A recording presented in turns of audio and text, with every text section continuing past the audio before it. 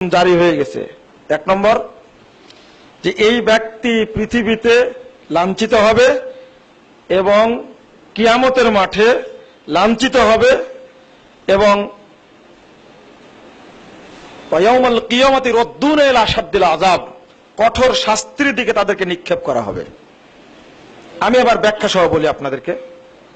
যেহেতু আল্লাহ প্রদত্ত যে দিন সেটা কি ইসলাম, এটাই কেবল একজন মুসলিম ব্যক্তির জন্য পালনীয়, আর কোন ধর্ম, আর কোন মতবাদ, আর কোন ইজম, আর কোন থিওরি, আর কোন দর্শন কোন মুসলিম ব্যক্তির জন্য এটা পালনীয় নয়। এক নম্বর, আল্লাহ বলছেন ইন্নাদ-দীনা ইনদাল্লাহিল ইসলাম, সূরা আল ইমরান 19 নম্বর আয়াত। আল্লাহর নিকট মনোনীত দিন হলো ইসলাম। ইসলাম পরিপূর্ণ দিন। আল-ইয়াউমা আকমালতু লাকুম দীনাকুম ওয়া আতমামতু আলাইকুম নি'মাতি ওয়া রাদিতু লাকুমুল ইসলাম দীনা, সূরা মায়েদা 3 নম্বর আয়াত খুলুন। আল্লাহ বলছেন যে আমি দিনকে সম্পূর্ণ করে দিয়েছি। তাহলে ইসলাম দ্বারাই রাজনীতি করতে হবে, ইসলাম দ্বারাই অর্থনীতির কার্যক্রম পরিচালনা করতে হবে, ইসলামী বিধান দ্বারাই রাষ্ট্র কার্যক্রম পরিচালনা করতে হবে, কারণ দিন কি পরিপূর্ণ। 3 সূরা আল ইমরান 85 নম্বর আয়াত আল্লাহ বলছেন ওমাই ইয়াবতাগি গায়রাল ইসলামি দীনা ফালাই ইউকবালা মিন, যে ব্যক্তি ইসলাম ব্যতীত অন্য কোন ধর্ম, দিন, দর্শন, থিওরি তালাশ করবে তা তার পক্ষ থেকে গ্রহণযোগ্য হবে না। 4 একজন ব্যক্তি ইসলাম মানবে, ইসলামের বাহিরে যত কিছু ধর্ম বা দিন, মাযহাব, তরিকা, মতবাদ, থিওরি আছে সবগুলোকে মূলোৎপাটন করার জন্য আপ্রাণ চেষ্টা করবে। আর এই জন্যই নবী মুহাম্মদ সাল্লাল্লাহু আলাইহি সাল্লামকে পৃথিবীতে পাঠানো হয়েছিল।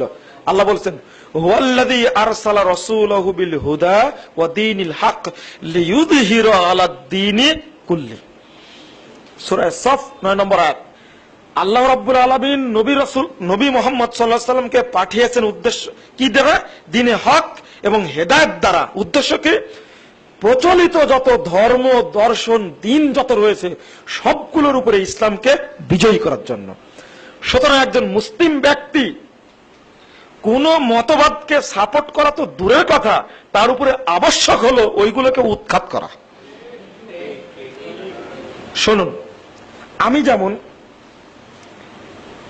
বেশ সমালোচনা করে থাকি বিভিন্ন তরিকা, মাযহাব, মতবাদ ইত্যাদি ইসলাম হিসাবে, অনুরূপভাবে আমি সেকুলারিজমে যারা বিশ্বাসী, যারা ন্যাশনালিজমে বিশ্বাসী, যারা কমিউনিজমে বিশ্বাসী, যারা গণতন্ত্রে বিশ্বাসী, তাদেরকে এক বিন্দু পরিমাণ ছাড় দিতে রাজি নই।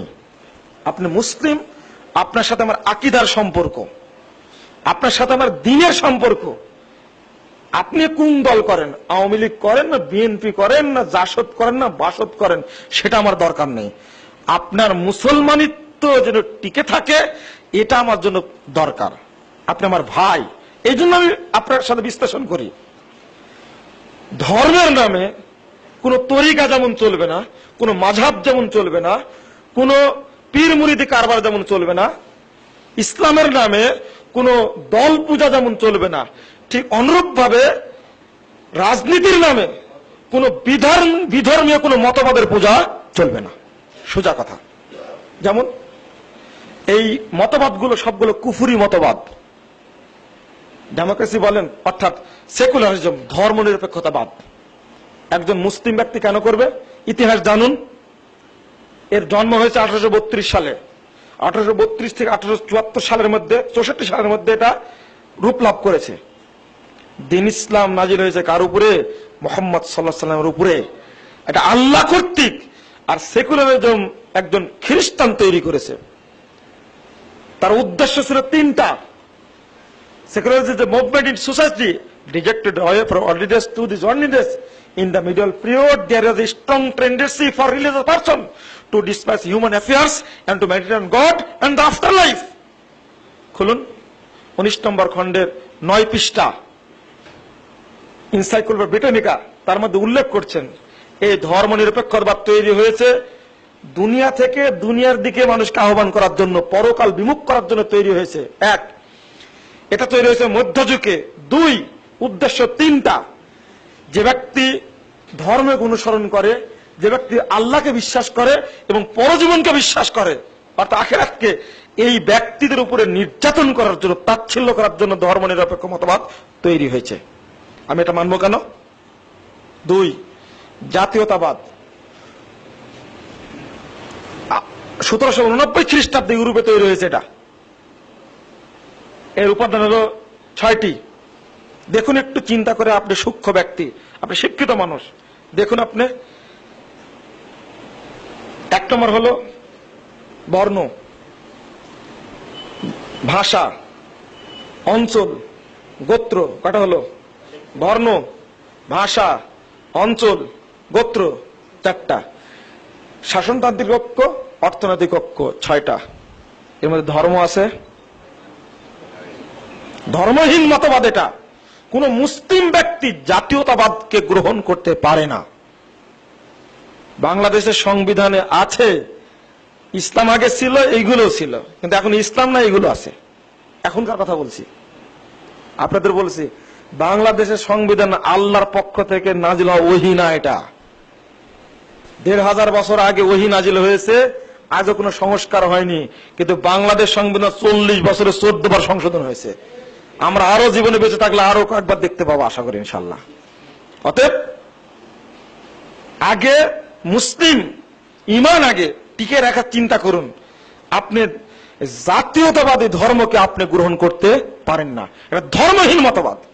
সবচেয়ে ন্যাক্কারজনক মতবাদ হলো সেকুলারিজম। সেকুলারিজম অর্থ করে ধর্ম নিরপেক্ষতাবাদ, যেন এটা ভুল অনুবাদ। এটা উঠতে হবে ধর্মহীনতাবাদ।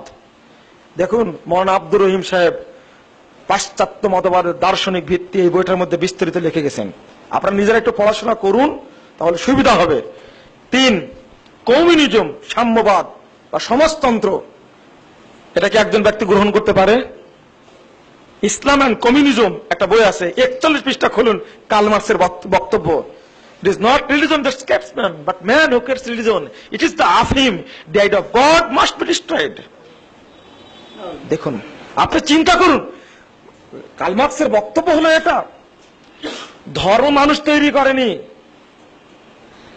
বরং ধর্ম মানুষকে তৈরি করেনি, মানুষই ধর্ম তৈরি করেছে। বলুন নাউজুবিল্লাহ। অতএব ইসলাম কি বলছে? ফিতরাতুল্লাহিল্লাতী ফাতারান নাসা আলাইহা। প্রত্যেক মানুষ ধর্মের উপরে জন্ম লাভ করেছে। কুল্লু মাউলুদিন ইউলাদু আলাল ফিতরাহ, সহিহ বুখারী 1385 নম্বর হাদিস। কার্ল মার্কস বলছে না, ধর্ম মানুষ তৈরি করেছে। কত বড় অপবাদ দেখছেন। কার্ল মার্কসই মতবাদ, সাম্যবাদ যেহেতু কার্ল মার্কস তৈরি করেছে, তার ধারণায় প্রত্যেক চোর নাকি মনে করে যে সবাইকে চোর মনে করে না, সবাই নিজেকে নিজের মতো সবাইকে মনে করে। আপনারা অনেক গল্প শুনে, তো আমি গল্প শোনাতে যাচ্ছি না। কার্ল মার্কস যেহেতু নিজে একটা থিওরি তৈরি করেছে, তাই বলছে ধর্মটা মানুষ তৈরি করেছে। নাউজুবিল্লাহ। ধর্ম নাজিল হয়েছে কোথায় থেকে? আল্লাহর পক্ষ থেকে। এরপরও কি ছেড়েছে? Is the grown, the idea of God must be destroyed. It is the of him. ধর্ম একটা নিশা। বলুন, কোন ব্যক্তি নিশা করে ইবাদত করতে যায় আল্লাহর? যে না। কোন ব্যক্তি নিশা করে মন্দিরে যায় না। এত বড় একটা অপবাদ দিল। আপনি কার্ল মার্কসের অনুসারী, আমি কার্ল মার্কসের অনুসারী, আর আমি এটাকে আদর করবো, তাই না? আদর করার কোনো যুক্তিকতা নেই। আপনি স্পষ্ট ভাষায় কথা বলুন, একজন হেদায়েত হলে যথেষ্ট। তারপর it is the idea of god must be destroyed. যার মধ্যে আল্লাহর ধারণা আছে, ওই ধারণাটা মানুষের বুক থেকে চিরে বের করে নাও। এঙ্গেলস কি বলছে? The first part of religion is lie to faith of Allah. অর্থাৎ ধর্মের প্রথম বাক্যটি মিথ্যা।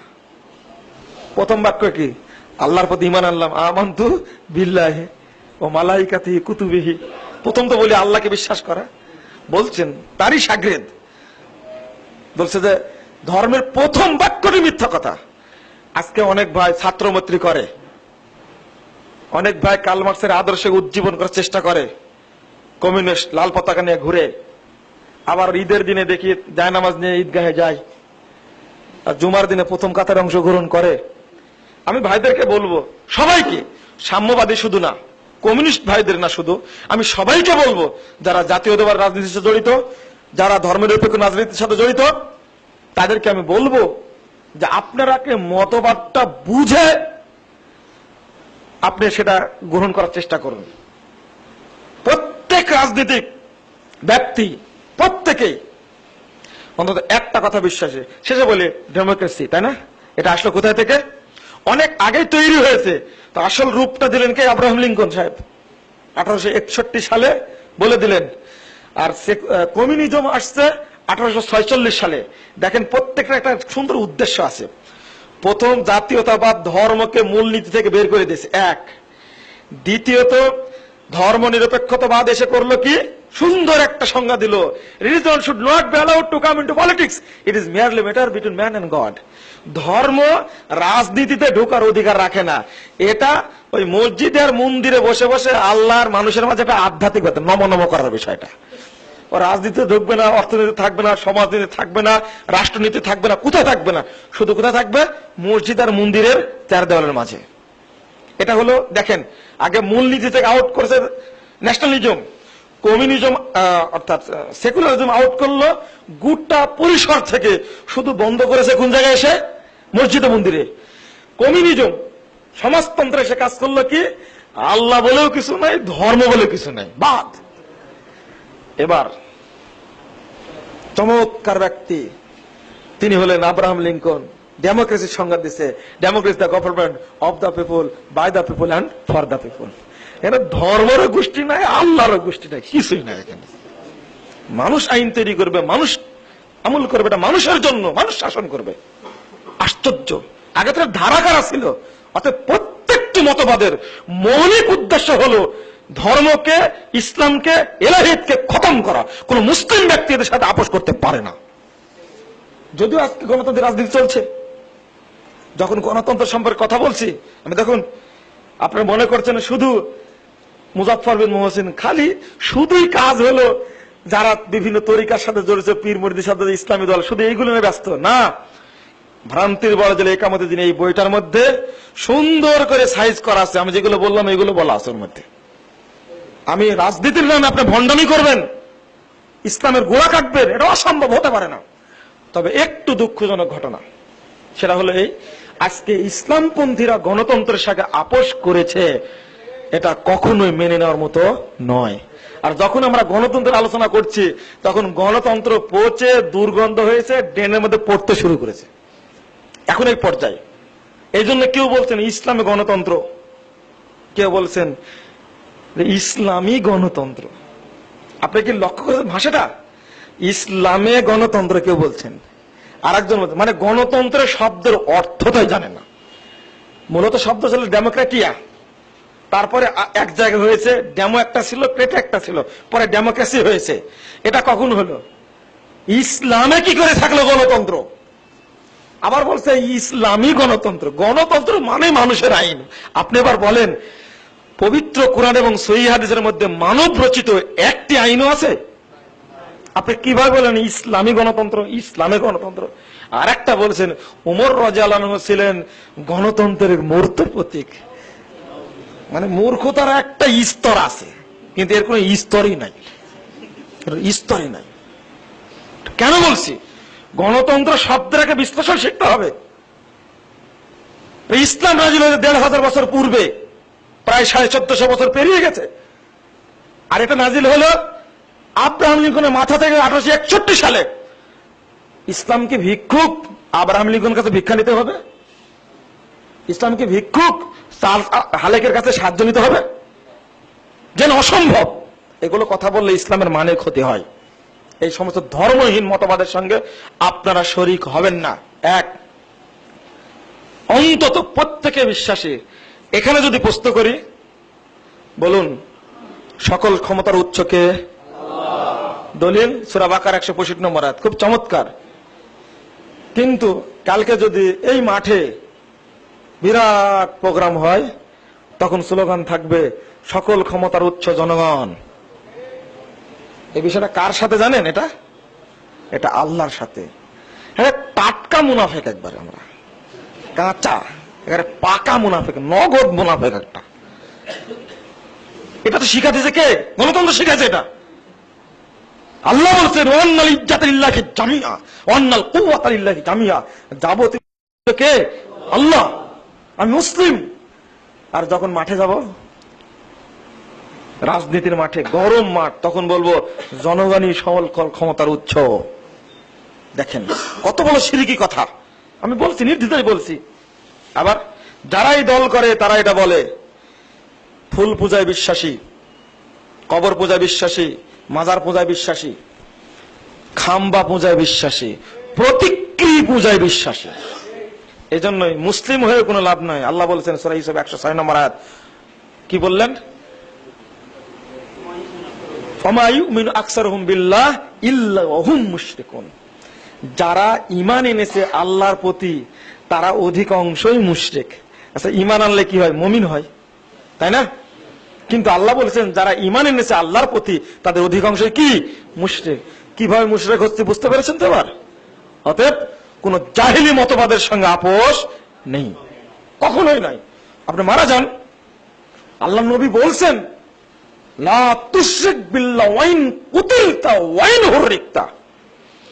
ভোট সিল না মারার কারণে যদি সিলেটের কোন ব্যক্তির ফাঁসি হয়, তাহলে ফাঁসিতে তাকে ঝোলার জন্য বলছি, মামলা করার দরকার নাই, অ্যাডভোকেটের দরকার নাই। শিরককে হেড করার কারণে ফাঁসি হয়েছে, আমি জান্নাতে চলে যাব, আমার দরকার নাই। আমি কেন সাপোর্ট করব? কখনো শিরককে সাপোর্ট করব? যদিও তোমাকে আগুন টুকরো টুকরো করে কাটা হয় এবং তোমাকে জ্বালিয়ে পুড়িয়ে দেওয়া হয়, তবুও শিরক করো না। এরকম ঘটনা ঘটছে নাকি? আমাদের ঘটছে? কই ঘটেনি তো। না না, মাজার পূজা করিনি তাই ফাঁসি হয়েছে, কেটে টুকরো করা হয়েছে, একটা প্রমাণ দেন। ইমান ধ্বংস, এটা চলবে না। অনেক কথা বলেছি, এক কথায় আপনারা পর্যালোচনা করবেন, আমি শুধু একটু বলবো তাতে হয়ে যাবে না। আপনারা তথ্য করে অনুসরণ করুন। এই তথাকথিত জাহিলি মতবাদ যেগুলো ইসলামকে খতম করার জন্য তৈরি হয়েছে।